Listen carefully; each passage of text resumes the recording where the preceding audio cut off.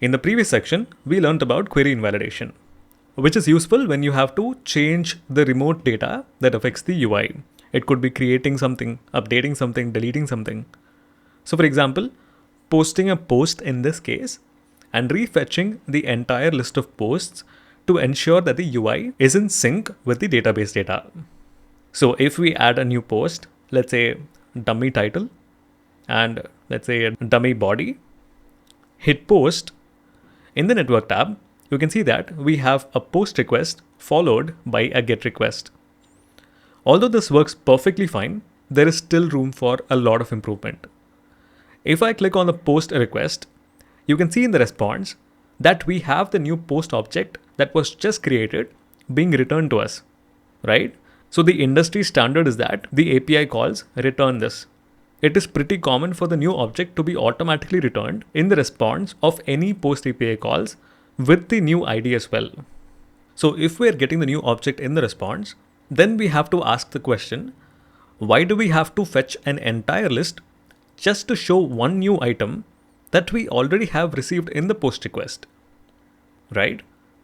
The good news is React Query, it lets us take this response object, add it to the internal post cache list and show it instantaneously in the browser. So we do not have to make an additional API call. Let us see how to do that. Coming back to VS Code, step 1, we can comment out the extra line for the invalidation right here because we don't want the additional fetch request being made anymore. And step 2, we get the response of the post API call as a parameter right here. So onSuccess receives data, which is the newly created item as a parameter. Now step 3, we now have to add this new data to the internal posts list cache. So we can make use of the query client dot set query data method. This function is used to update the query cache. The first argument is the query key.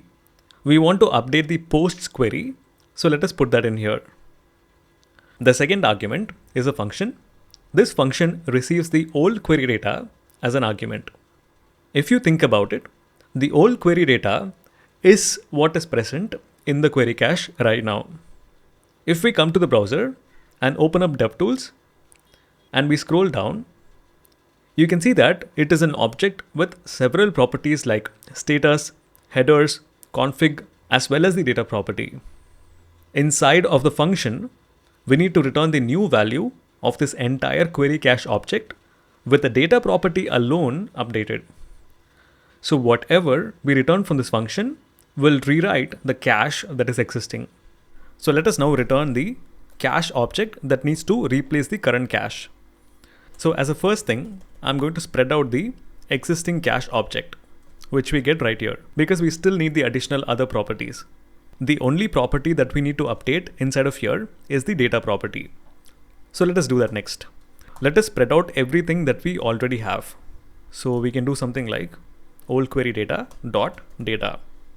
And next up, we need to take this new data, this new item that's been added, and then let's go inside of the data property so that we can get the object. And that is it. So if I save this file, come back to the browser, let's clear this out and let's post a new item. I don't really have a title in mind, so I'm going to say something like creative title. And then here, creative body. And if I hit post, you can see that there is no get request being made, only one post request. But for some reason, it is not getting reflected right here. Let's go back to the code and let's see what's the problem. All right, so the reason is the way we've mentioned the query key right here. So we have to match what we've used previously during the use query fetch. So right here, we've put it as an array, right? So even though there is just one term, we have put it as an array, and that is exactly what we have to copy right here as well. Okay, so let us enclose this inside of an array. So let us save this file, come back to the browser again. So let us actually go ahead and create another post. So we can say something like super title, super body. All right, so let me hit post now. And right now you can see that it instantaneously adds this item to the list. And at the same time, there is just one post call being made right here, which is this one. And the second one is just a pre-flight call. Let me remove all of this. So this is how we generally handle all of the mutation response. This is a little bit more code than just invalidating the query like what we did in the last section, but it saves us the additional GET request. We can also make this one step even better by making use of optimistic updates. So let us look at that in the next section.